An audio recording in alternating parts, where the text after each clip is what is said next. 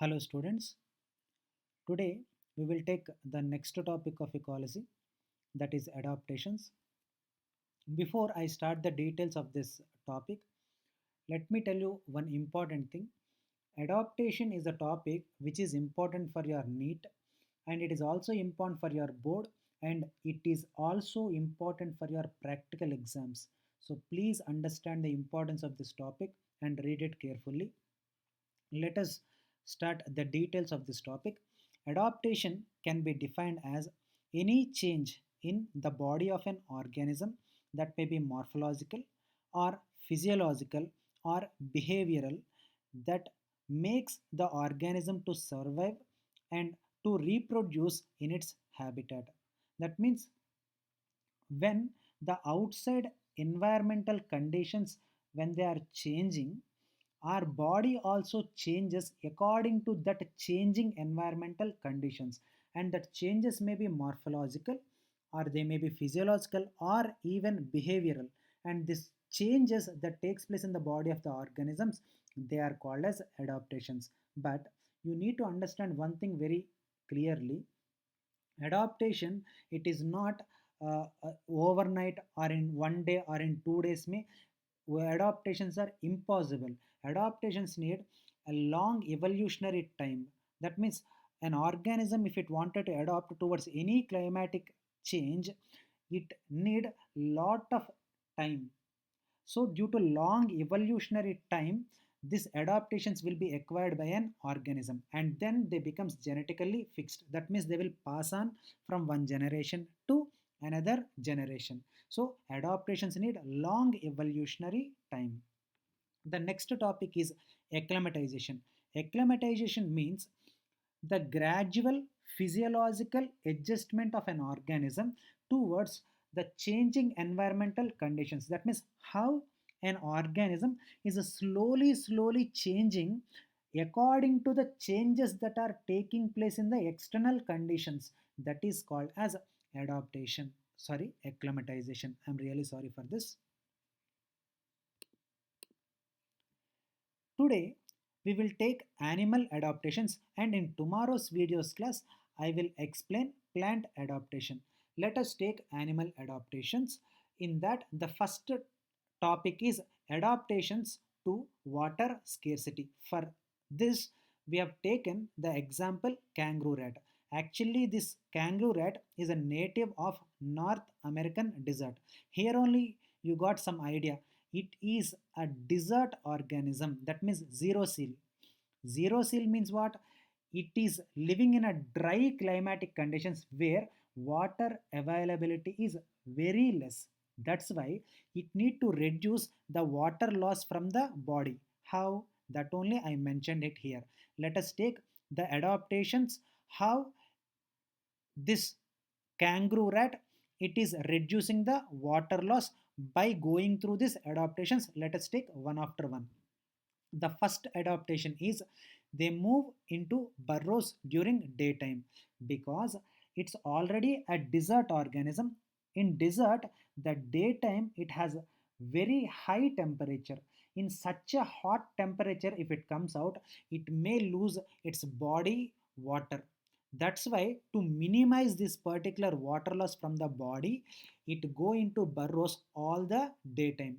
Whereas only during night time it comes out. See here in the last point I mentioned, to avoid heat, they are active during night time. And this type of organism, it is called as a nocturnal. That means they are active. For example, if they wanted to take food, they only come during night and whole day they will spend in the burrows. And this is all due to reduce water loss from the body. And the second one is no sweat glands. If sweat glands are there, our body tend to lose water in form of sweat to cool down our body.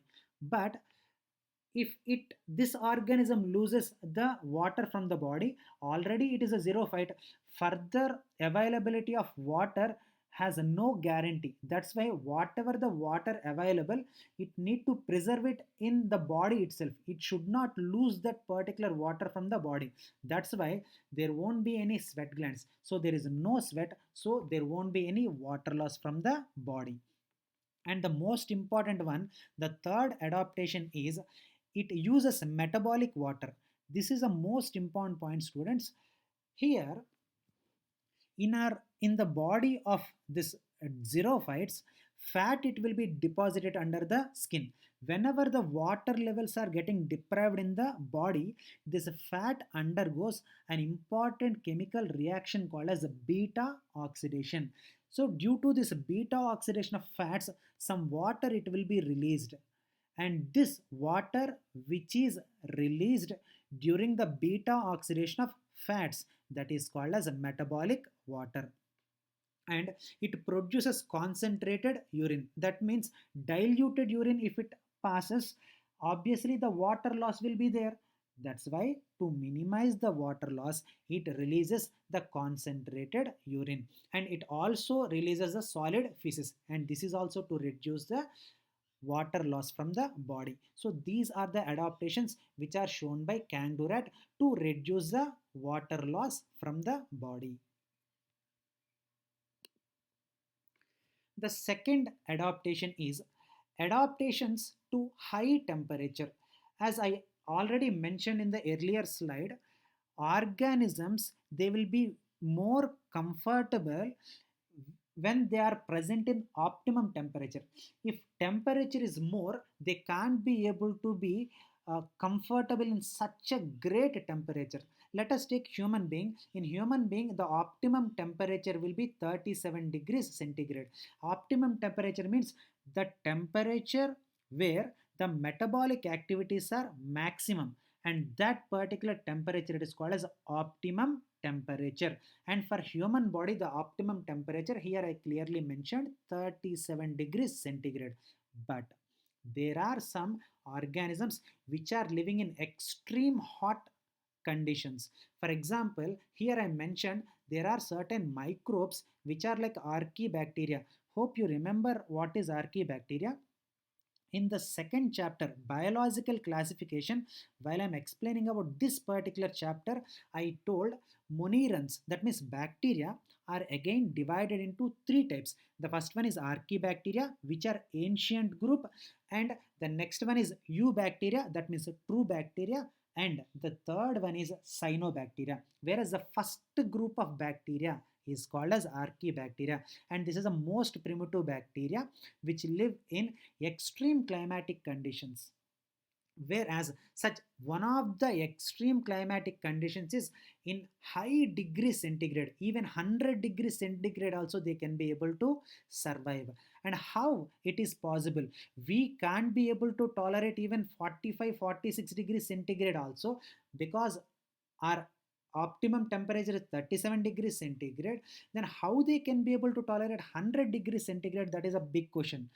For that, I need to tell you few adaptations. The adaptations are, the first one is thermophilic proteins. That means these are the proteins which are heat stable, heat resistant. With the help of this thermophilic proteins, they can be able to maintain the body metabolism in a constant state. And the second one is a very important one. The plasma membrane is monolayered. In cell biology, that means third unit, I explained plasma membrane is a double membranous, a double lipid layer. That means two lipid layers are present. In that bilipid layer, proteins are present, and that proteins are one external protein and the next one is internal proteins. This is the structure what we read it in the cell biology, but here I am telling you some change. In monerans, especially archaebacteria, instead of the bilayer, lipid bilayer, you can be able to see lipid monolayer. That means what happened here? Here you can see this is first layer and this is second layer. So these two together called as a lipid bilayer.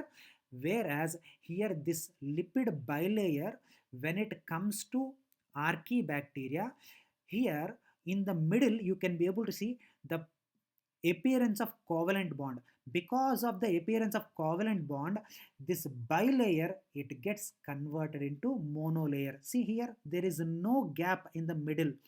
But here there is some gap. That means by this only you can understand it is a bilayer and it is a monolayer. And this monolayer, it is possible due to the hydrophobic tails. They are joined with the help of covalent linkage.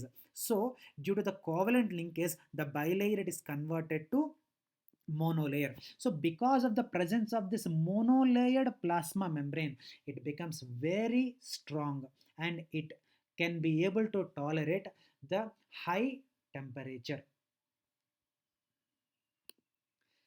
Now the next example is camel, and camel it is also called as ship of desert. And this camel also show some adaptations. The first adaptation is by concentrating urine. I already mentioned while I'm explaining about kangaroo rat, if they pass dilute urine, they tend to use more water. That's why they concentrate the urine and then they will pass it.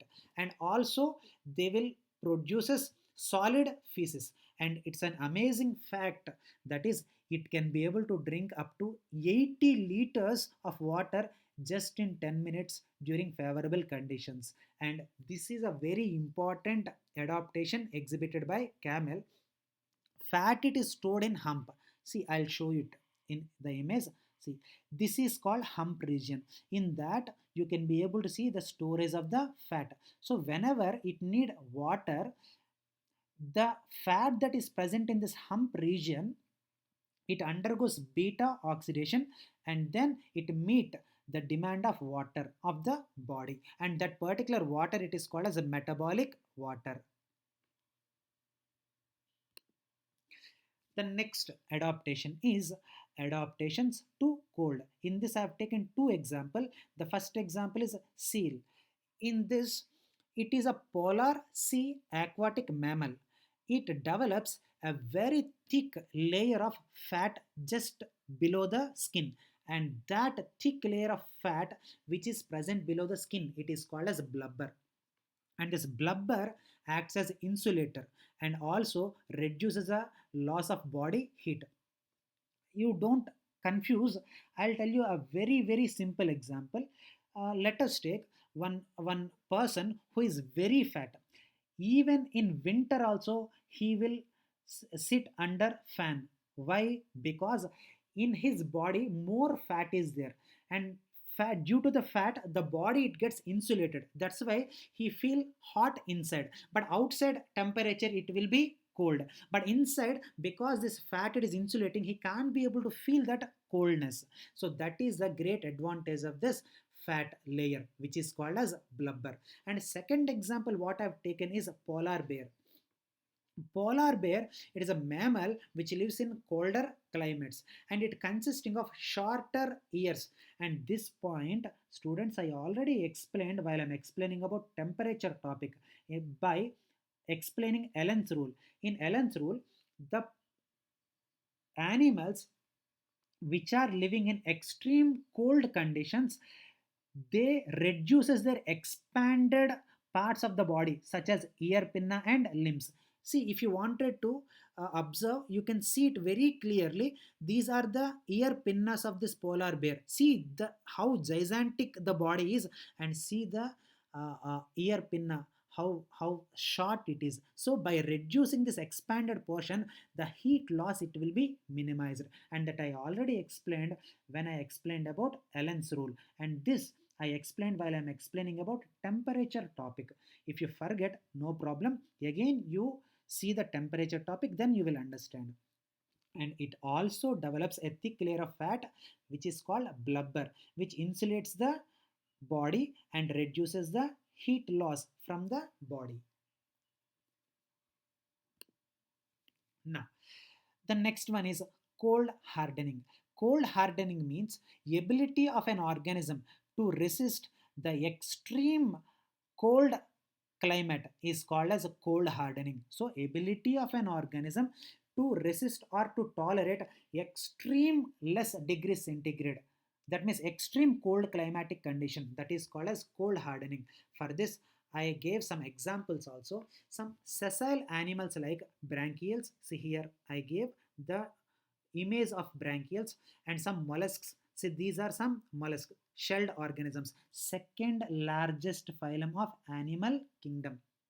And several insects. Here also I mentioned some insect. Here the insect I mentioned is arctic arthropod, and here I have mentioned some spider. And you think that this spider, it is locked in the ice. No, it is actually an adaptation. It is not dead or locked by the ice, and it is surviving because of its property called cold hardening. And this cold hardening is possible in two ways. Let us see what are they. Yes, as I said, cold hardening, it is possible by two ways. The first one is freeze tolerance, and the second one is freeze avoiding. In the first one, freeze tolerance, the organisms develop ice nucleated proteins. I'll tell you very easy way. This is a cell. Now outside atmosphere is very less. I can say 0 degrees centigrade. In such a condition, the cell also, there is a chance it may also become frozen.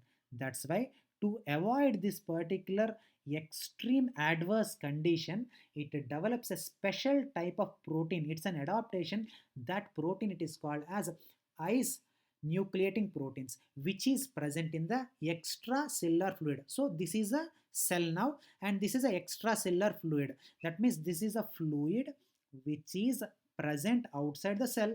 That's why extracellular fluid, which consisting of a special protein called as ice nucleated proteins, and they turns into ice.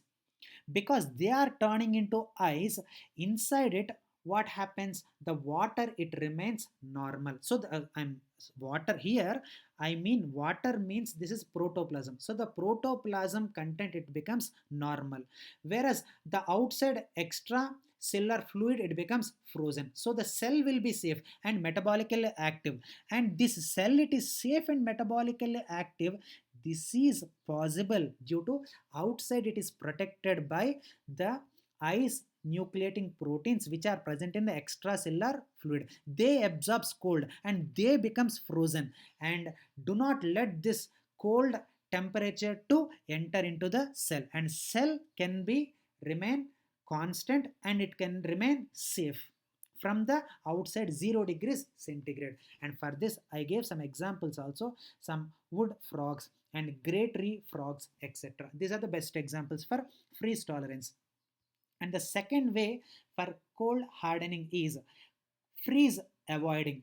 Freeze avoiding means how freeze tolerance may, the organisms developed ice nucleating proteins. Here they develop glycerol or antifreeze proteins. Here ice nucleating proteins, whereas in freeze avoiding I am telling glycerol and antifreeze proteins. By developing this type of proteins, they can be able to avoid the frozening of the body. And for this also I brought example fish of Antarctic region. Some fishes of Antarctic regions, they can be able to show freeze avoiding. Here also I brought some image, I pasted one image, and this image, it is a Antarctic cold fish, and in this fish it is not frozen. This is all because of developing glycerol or antifreeze proteins in its body. Now the next adaptation, that is estivation and hibernation. Students, this is the second time, if I am correct, I am explaining this, and you know this topic also. Estivation means summer sleep, whereas hibernation means winter sleep. Due to extreme less conditions in winter, some cold-blooded organisms, they cannot be able to come out. That's why they go into burrow and spend all the winter in the burrows itself, and that particular winter sleep, it is called as hibernation. Whereas in some animals, due to cold blood, they can't be able to tolerate the extreme hot conditions. That's why when the climate is very hot, it go into the burrow and sleep in the burrow, and it is sleeping in the summer season. That's why it is called as a summer sleep. So hibernation, it is called as winter sleep, whereas estivation, it is called as I'm really sorry, I made a mistake. Hibernation it is called as winter sleep. I'm very sorry for this. Whereas estivation it is called as summer sleep. And I gave some examples also for hibernation.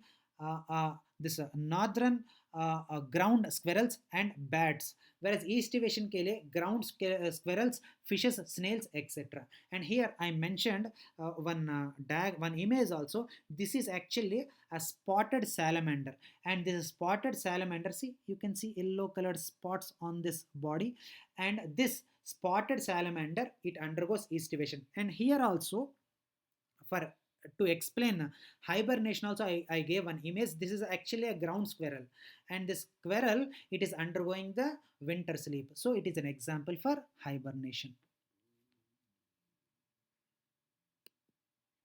Now, the most important and many times asked question, that is adaptation to oxygen stress, and it is a common experience. I think many of you must have experienced this when you are climbing towards the high altitude. For example, you are climbing one mountain. So when you start from ground level, so when you are walking towards, when you are moving towards the mountain cliff, you can see you can't be able to take proper levels of oxygen. That means कितना oxygen आपको चाहिए उतना नहीं मिलेगा. So you will suffer some intolerance. You can experience some intolerance. That intolerance when you are traveling towards the high altitudes, and that only will be termed as altitude sickness. And here I gave some symptoms also. Hope you understand, students. Altitude sickness means when you are climbing towards high altitudes, the discomfort what you are feeling due to low atmospheric pressure and not proper sufficient oxygen it is present, due to low atmospheric pressure and due to inavailability of proper amount of oxygen, what the discomfort you feel, and that discomfort can be termed as altitude sickness. Hope I am clear. And I have given some symptoms also for altitude sickness. That symptoms are: one, headache. You feel lot of head pain and nausea, fatigue, and heart palpitation. And these are some of the symptoms of altitude sickness. So how our body adjusts towards it? Here, by increasing red blood cells, that means more RBC, so more hemoglobin, and more hemoglobin, so more oxygen binding capacity. So by producing more RBCs, it absorbs more oxygen with the help of more hemoglobin, because here oxygen is already less. So, if RBCs are also less, then what happens? Here, RBCs are less and oxygen is also less. So, we can't be able to take, we never can be able to take sufficient amount of oxygen. That's why less oxygen, so more number of RBCs, so more number of RBCs, more hemoglobin, so that the more amount of kitna possible, utna maximum amount of oxygen it can be able to absorb. Hope you understand. And decreasing the binding capacity of hemoglobin, and by increasing breathing rate.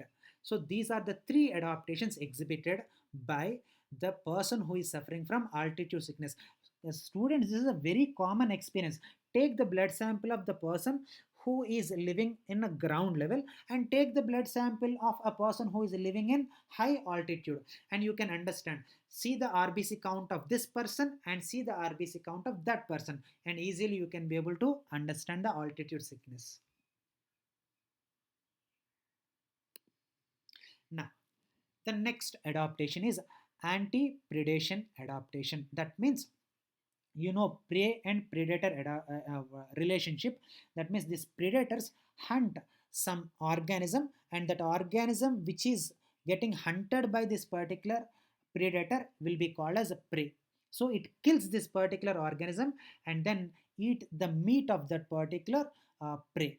And for this anti-predation, I gave two examples. The first example is camouflage, which is also called as a cryptic coloration, and second one is mimicry. So let us take the first one, that is cryptic coloration. Basically, cryptic coloration means ability of an organism to blend with the surroundings to escape predation. See here, I have given this many examples. Actually, I have given very few examples. There are many examples to explain this cryptic coloration, but so I can't be able to explain all the examples. That's why I brought few examples. In that, this is the first example. I have taken the first example as octopus. See, everyone think that can anyone who are seeing this particular video can realize this is actually an octopus.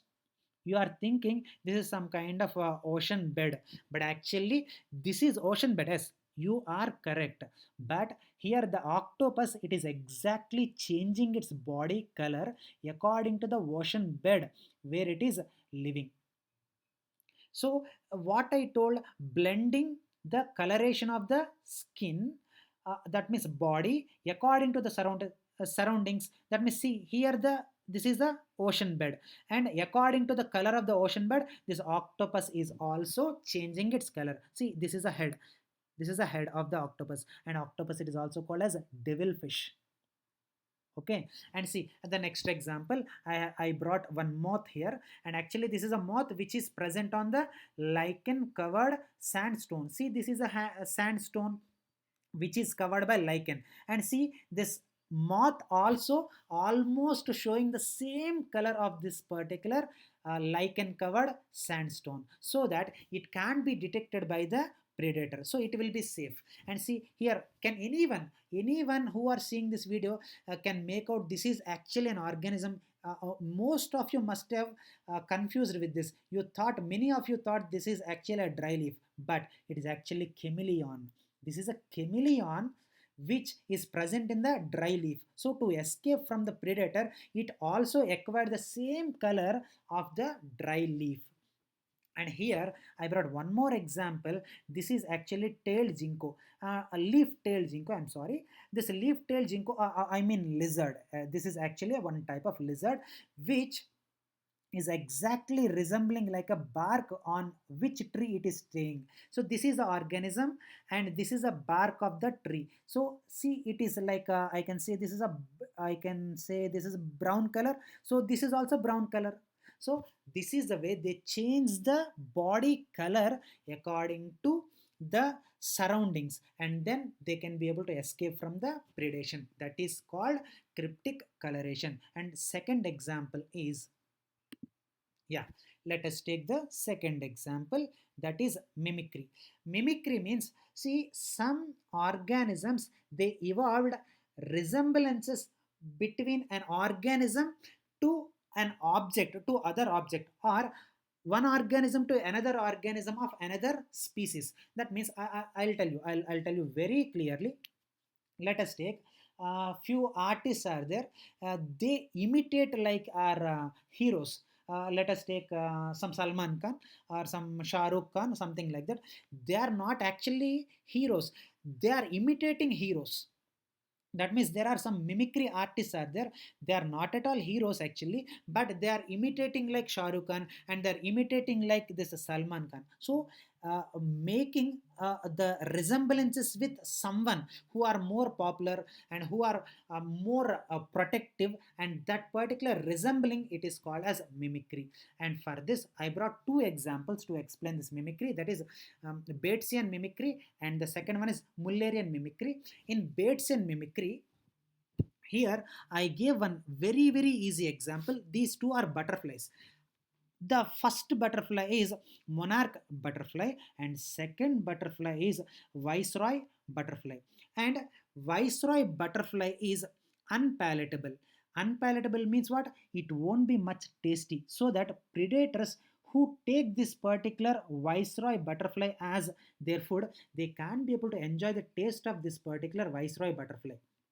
So this monarch butterfly, students, I'm really sorry. I made a very big mistake. That is, viceroy butterfly is palatable, whereas monarch butterfly is unpalatable. And this monarch butterfly, which which is unpalatable, that means not tasty, so that no predator will eat this particular monarch butterfly. So this viceroy butterfly is a kind of tasty butterfly, so all the predators will eat this. That's why to protect itself from the predators, it exactly mimic this particular model that is called as monarch butterfly. So predator, when it see the actually viceroy butterfly, it fell in confusion that I am seeing the monarch butterfly, so this, if I eat this also, it won't be much tasty, so it leaves it, so that this will be safe. Hope you understand. Batesian mimicry means one species which is not having any protection, it imitates the other species which is having protection, so that the predator will be confused and leave that particular prey, and that is called as Batesian mimicry. And second example also, some larva resembles poisonous snakes. See, larva, it will be eaten by many organisms, many predators. That's why to save themselves, they exactly resembles like poisonous snakes. So what exactly a predator think? No, it is a poisonous snake, if I eat this particular poisonous snake, I'll also die. So in the impression, under the impression that they are looking like poisonous snake, this larva, it will be saving itself. Hope you understand. And Mullerian mimicry means it is actually a kind of similar type of mimicry exhibited by Batesian mimicry. But what is the difference between Batesian mimicry and Mullerian mimicry is, here one organism, it is imitating only one organism, but here these are the three organisms which are imitating the mimic of the same, which are mimicking the model of the same one insect. So this is one insect, it is showing some property, and remaining these three insects, they resemblance this characters. So this is, that means more than one unrelated species, they are showing the same type of mimics, then that is called as Mullerian mimicry. Whereas one organism, it is mimicking another organism, that is called as a Batesian mimicry. This is the only difference, students, between Batesian mimicry and Mullerian. Batesian means one organism resembling only one organism. Mullerian means many organisms mimicking only one organism, that is called as Mullerian. Here also I brought one example, bees and yellow jackets and also wasps, and these all showing the same resemblances. That means many organisms showing only one resemblances, then that is called as Mullerian. Whereas one organism showing resemblance of only one organism, that is called as Batesian mimicry. Hope it is clear. Students, if you have any doubts, you can ask me, you can WhatsApp me. Okay. Now, the next adaptation, adaptations to high pressure.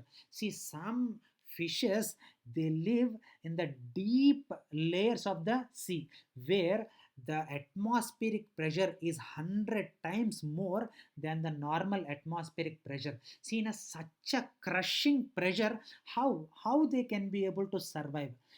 Here, to explain this, I brought two examples.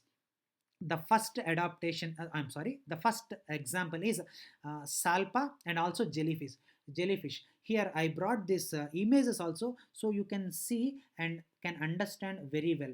So these two are the images of salpa. Here this is exactly very translucent, you can see. That means 99% of the body, it is completely filled up with water, friends. That means the whole body, 99% of the body is only water. So because their body is completely filled with water, with increasing pressure, it can be able to tolerate. Whereas some of the fishes, they also develops the swim bladder, that means air bladder. Students, animal kingdom mein Pisces topic mein you have learned this particular air bladder topic, which is filled up with compressed gases. So with the developing of fully filled water filled bodies and also these swim bladders, they can be able to tolerate such a high pressure.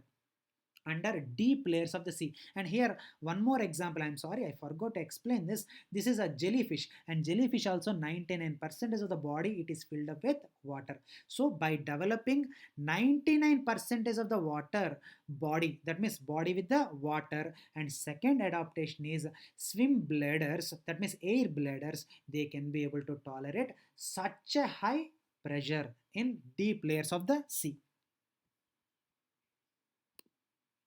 Now, the next one is behavioral adaptations. That means they don't have any physiological or some morphological adaptations. They just behave. By their behavior only, they can be able to tolerate the extremities. For this, I brought a very, very important example, that is desert lizard.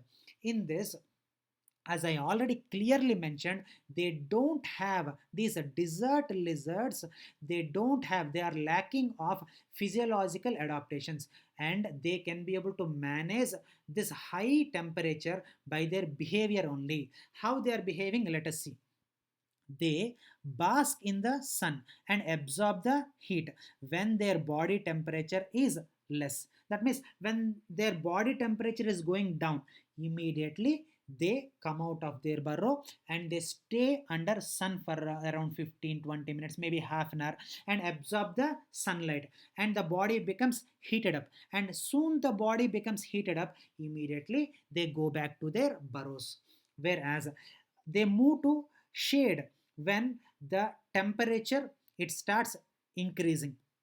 That means if the outside temperature is increasing, that means the body slowly it is increasing, the body temperature is slowly increasing, immediately they shift to the shade. So if the temperature of the body is dropping, they come under shade.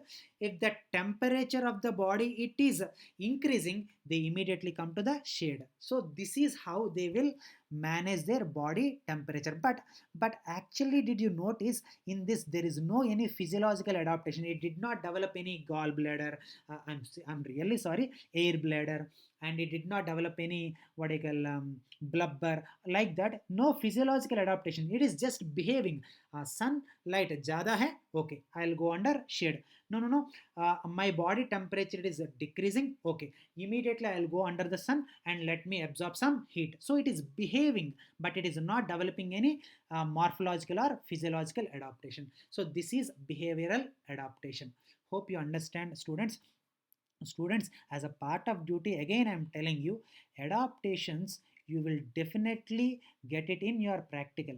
In your practical, you will be writing your practical exams for 30 marks. In the 30 marks, 4 marks, that means approximately 10% is, so 4 marks they comes from your this what you call adaptations only. So you please understand this importance of this particular adaptations and read all the adaptations properly. If you have any doubt, you can immediately WhatsApp me. I will reply it. Thank you so much.